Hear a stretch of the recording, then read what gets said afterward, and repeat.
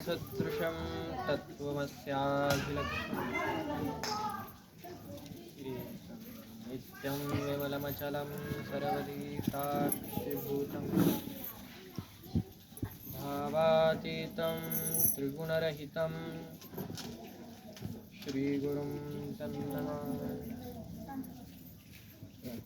ज्ञानतिमिरान्धस्य ज्ञानाञ्जनशलाकया चक्षुरुन्मिलितं येन तस्मै श्रीगुरवे नमः। तस्मै श्रीगुरवे नमः। तस्मै श्रीगुरवे नमः।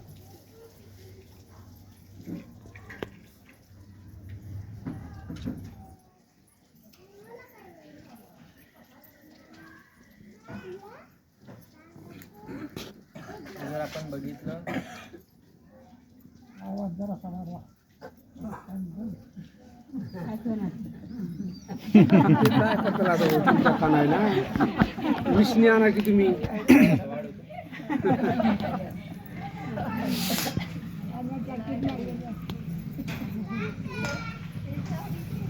जर आपण बघितलं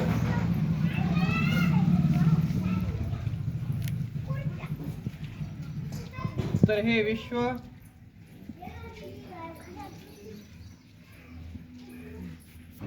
म्हणजे एक स्वप्न आहे. तुम्ही झोपता का नाही? झोपीमध्ये स्वप्न पडतं का नाही तुम्हाला? त्याचप्रमाणे ही विश्व, ही सृष्टी हे एका प्रकारचं स्वप्न आहे. ते कुणाचं स्वप्न आहे?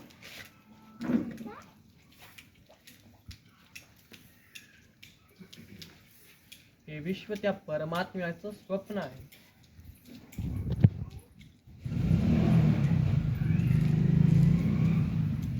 हे सगळं काही स्वप्न आहे जे आपण बघतो, ज्याचा आपण अनुभव करतो.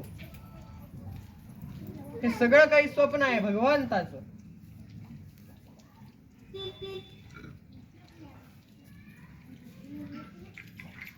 आपण मात्र निमित्त आहोत. आधीच्या काळामध्ये काय व्हायचं? मेळे लागायचे बघा आधीच्या काळामध्ये. आणि त्यावेळेस टीव्ही होतं का? तर तेव्हा काय मनोरंजनाकरिता दूर गावातून एक माणूस यायचा आणि नाटक करायचा. कशाचा? भावल्याचा. व्हायचा का नाही? त्याचप्रमाणे हे सगळं काही नाटक आहे, स्वप्न आहे. आणि आपण या नाटकामध्ये एक पात्र आहोत. फक्त काय? पात्र. त्याच्या अतिरिक्त आपला सहभाग नाही.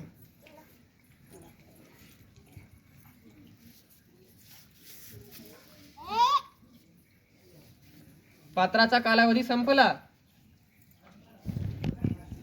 त्यानंतर पात्र बदलतो, भूमिका बदलते, रूप बदलतं, रस बदलतं, गंध बदलतं, सर्व काही बदलतं. आम्ही बाहुल्यांच्या जाती, सूत्र दोरी तुझी हाती, जैसे नाचविशी देवा तैशी नाचू सदाशिवा. जेव्हा आपल्याला ही स्वीकृती येते, जेव्हा आपल्याला हे कळतं, कुणाच्या सांगण्यावरून नाही, कुठे वाचून नाही, जेव्हा हे अनुभवून आपल्याला कळतं स्वतःहून, तेव्हा भीती राहत नाही. आणि त्या स्थितीला मृत्युंजयी म्हणलेला. म्हणजे मृत्यूची भीती नाही, कशाचीच भीती नाही. ही भावना मनामध्ये येते की आतापर्यंत जसं चाललेलं आहे, आतापर्यंत कोणी सांभाळलं? भगवंत. याच्या पुढे कोण सांभाळेल? नाही सांभाळलं तर नाही सांभाळलं. पण एक गोष्ट आहे, ती म्हणजे श्रद्धा आहे, भाव आहे, भक्ती आहे. तुम्हाला सांगतो, भगवंताला सुद्धा आपले प्रारब्ध भोगण्याकरिता पुन्हा या भूतलावर यावंच लागेल.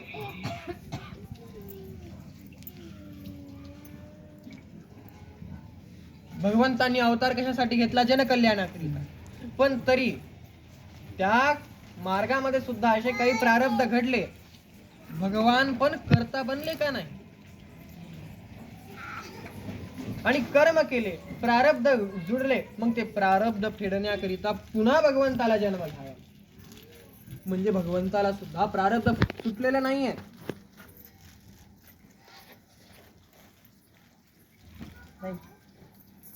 एखादी गोष्ट आपण नेमका म्हणतो की बाबा मृत्यू झाली,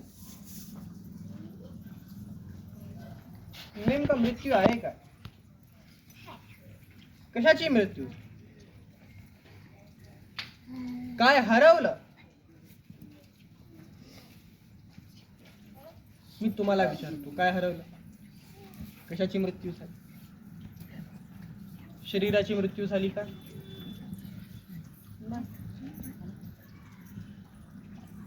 शरीराची मृत्यू झाली. शरीर हे आधीपासूनच मृत आहे.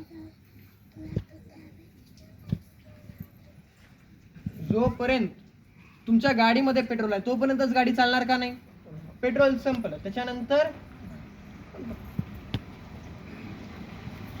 मृत्यू कोणाची झाली? शरीराची झाली नाही, आत्म्याची झाली का? आत्मा ही म्हणजे चेतना. पूर्णात पूर्णमिदं पूर्णात पूर्णमुदच्यते पूर्णस्य पूर्णमादाय पूर्णमेवावशिष्यते. आत्मा पूर्ण आहे, त्याचा आदी नाही, अंत नाही, मध्य नाही. तो म्हणजे आत्मा आहे. आत्म्यामध्ये आणि परमात्म्यामध्ये फरकच उरला नाही. तो आत्मा कधी मरत नाही, तो अजरामर आहे. मग आत्म्याचा मृत्यू झाला, मग नेमका मृत्यू कशाची? मृत्यू कशाची झाली? तर ते मनाचा मृत्यू झाला. कशाचा?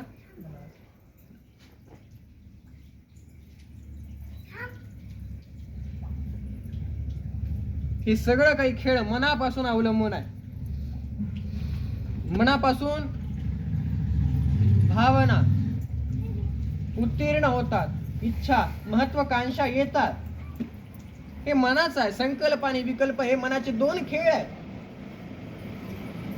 आपण इच्छा करतो, कामना करतो, आणि जेव्हा त्या कामना पूर्ण होत नाही तेव्हा आपल्याला दुःखाची अनुभूती होते. हे खेळ खेळणारं कोण आहे? तर मन आहे.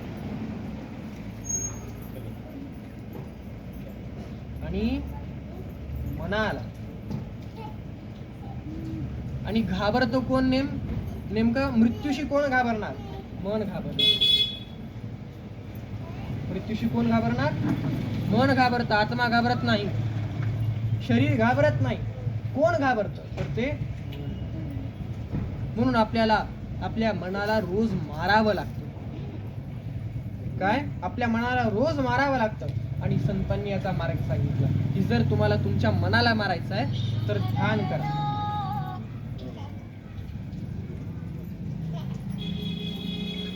महंतांनी सांगितलं जर मनाला मारायचंय तर ध्यान करा. ध्यानामध्ये मन मरून जातं पण चेतना जागृत राहते.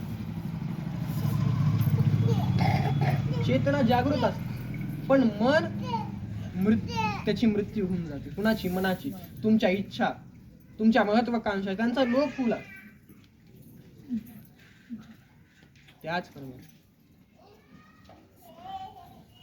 मृत्यू हे पूर्ण विराम नाही.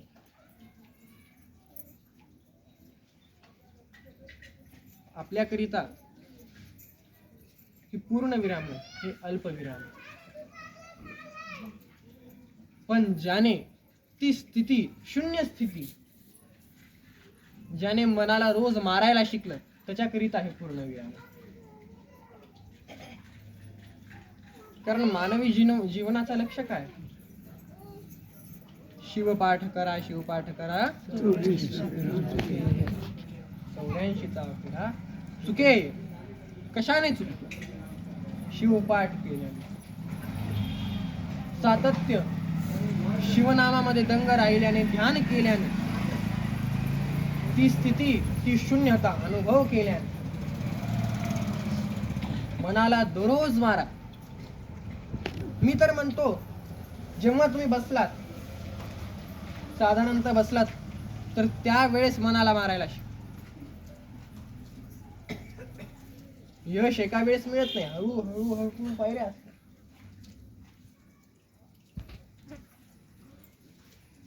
ज्याने रोज मनाला मारायला शिकलं त्याने मृत्यूवर विजय मिळवला. आणि त्याच्याकरिता शरीर त्यागानंतर पूर्ण विराम संपलं, त्याचा पात्र संपला. तो या स्वप्नातून मुक्त झाला. आता तो स्वतः स्वप्न बघतो. या स्वप्नातून तो मुक्त झाला आणि तो स्वतः स्वप्न बघतो. कशाचे? तर पूर्णत्वाचे स्वप्न.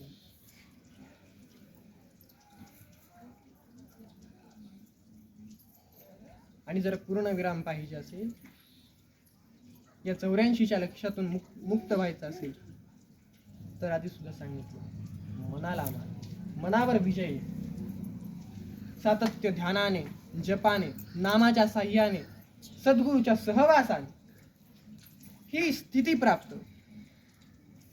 बाकी कशाने नाही. जोपर्यंत अनुभव होत नाही तोपर्यंत अनुभूती येत नाही. आणि म्हणूनच ही खरं तर आनंदाची गोष्ट. हे आपल्याकरिता जरी दुःखजनक असेल, पण तरी ही आनंदाची गोष्ट की ज्या ध्येयाकरिता हा मनुष्य जन्म प्राप्त झाला. दुर्लभम मनुष्यम प्राप्यम जननम न्यायसा. पुन्हा 84 लक्षाच्या योन्या होत्या. शास्त्रामध्ये सांगितलं, पुनरपि मरणम पुनरपि जनमम पुनरपि जनमे जठरे शयनम. यह संसारे बहुदुस्तारे. हे संसार दुःखाचं कारण काय आहे? तर हे संसार आहे, मन आहे, मनाच्या आकांक्षा आहेत, महत्वाकांक्षा आहेत, मनाच्या इच्छा आहेत, जे दुःख निर्माण करतात. याच्यापासून मुक्त झालं. आणखीन काय पाहिजे? आनंदाची गोष्ट काय? जेव्हा सर्वस्व प्राप्त होतो तेव्हा गगनी आनंद. ही खरं तर आनंदाची गोष्ट की पुन्हा 84 लक्ष योनी चुकून हा मानव जन्म प्राप्त झाला. आणि या मानव जन्मामध्ये सुद्धा गुरुची सेवा लाभली, गुरुचा प्रसाद लाभला, नाम लाभलं. आणि त्या नामाच्या साह्याने, गुरुसेवेच्या माध्यमातून, गुरु सानिध्याच्या माध्यमातून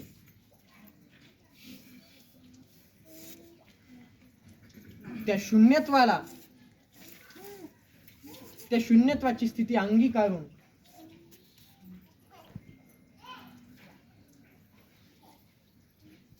या स्वप्नातून मुक्त झाले.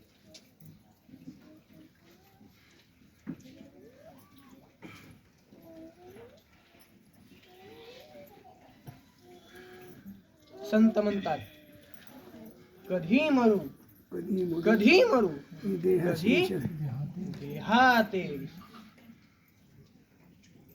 या देहाचा विसर पडला म्हणजे शून्यत्वाला प्राप्त. शून्यत्व म्हणजे काय? शून्यत्व म्हणजे शिवत्वाला प्राप्त झालं, शिवतत्वाला प्राप्त झालं.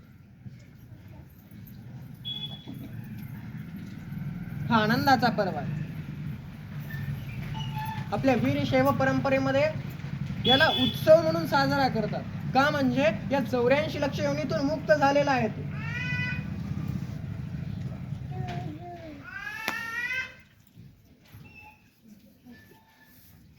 ही खरी तर सत्य घटना आहे. आणि सत्य काय आहे? तेच शिव. सत्य काय? शिव आहे. स्मशान क्रीडा करीतो सुखावे, तो देव चूडामणी कोण आहे? उदास मूर्ती जटा भस्मधारी, तुझं वीण शंभो भज कोण. फक्त एकच गोष्ट आहे, श्रद्धा, भाव, समर्पण. पूर्ण रूपाने गुरुप्रती समर्पित व्हा, पूर्ण रूपाने शिवाप्रती समर्पित व्हा, पूर्ण भावाने स्वतःला समर्पित, कारण तुमच्यापेक्षा मोठा देव कुठेही नाही. अहम ब्रह्मस्मी. सर्व ब्रह्म कोणामध्ये व्यापलेला आहे? माझ्यामध्ये व्यापलेला आहे. आणि प्रत्येक ब्रह्मांडाच्या कणाकणामध्ये कोण व्याप्त आहे? मीच व्याप्त. जेव्हा हा भेद कळतो तेव्हा शिवत्वाची प्राप्ती.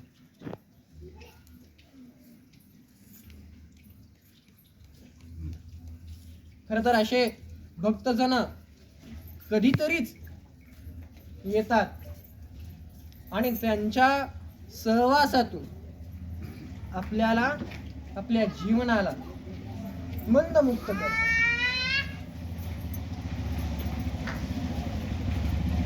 खरं तर त्यांनी जी गुरुसेवा केली तर त्यांनी स्वतःसाठी केली नाही, त्यांच्या द्वारे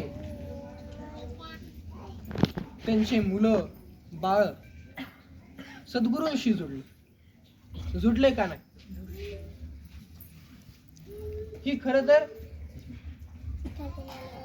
खरी पुण्याई आहे, खरी पुण्याई आहे की सद्गुरूची भेट घडणं ही परम पुण्याई आहे. आणि तेही वंशावलीने गुरुपरंपरा भेटणं म्हणजे फार भाग्य लागतं. त्या या पात्रतेस आपण आहोत याचा गौरव. तर यामध्ये दुःख करायची कुठली गोष्ट नाही. मी तुम्हाला सांगितलं आनंदाचा सोहळा, यामध्ये आपण आनंदित राहिलं पाहिजे. हा बघा आनंदी आनंद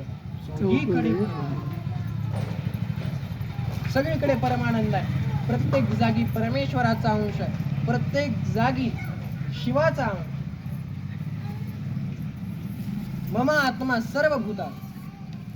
ह्याच भावाने जर सातत्याने आपण त्या परमेश्वर रूपाचं चिंतन करत राहतो, सातत्याने त्या शिवरूपाचं ध्यान धरू लागलो, ध्यान धारणा करू लागलो, गुरुचा जो प्रसाद आहे नाम त्याचा जप करू लागलो, तर अंतकाळी शिवस्मरण, अंतकाळी शिवस्मरण ते अंतकाळी शिवस्मरण अभ्यासाशिवाय होत नाही. आणि अभ्यास करण्याची योग्य वेळ आतापासून. अंतकाळी याचं स्मरण होतं त्या योनीमध्ये आपण जातो. जर अंतकाळी आपण गुरूंचं स्मरण केलं, भगवंताचं स्मरण केलं, स्वस्वरूपाचं स्मरण केलं, तर आपण त्या रूपामध्ये लीन होतो. ज्याप्रमाणे साखरेमध्ये गोडी आहे ते काय एक भाव, त्याचप्रमाणे आपला आत्मा आणि परमात्मा हा मूळ एकच आहे, पण बघण्याचा दृष्टिकोन वेगळा आहे. ज्या वेळी दोघांमधली दृष्टी समदृष्टी होईल त्याच वेळी मनमत माऊलींनी 5वी मुक्ती सांगितली, ती म्हणजे निर्गुण सायुज्य. त्या निर्गुण सायुज्यतेला प्राप्त. हे काही कठीण नाही, फक्त अभ्यास अभ्यासेन समर्थोसी मत्कर्म परमो भव मदर्थमपि कर्माणि पूर्वम सिद्धी मवाप्स्यति. हा आत्मचिंतनाचा विषय. आत्मचिंतनाद्वारे, ध्यान योगाद्वारे तुमच्यामधील तो परमात्मा ईश्वर तुम्हाला प्राप्त हो. हीच प्रार्थना राष्ट्रसंतांच्या चरणी समर्पित करून तुमच्यात विराजमान असलेल्या त्या अनंत कोटी ब्रह्मांड नायक शिवतत्वाला, परशिव शक्तीला कोटी कोटी प्रणाम समर्पित. मणिवन्म स्वामी महाराज की जय. शिवाचार्य महाराज की जय. आचार्य महाराज की जय. दर्शन घ्या.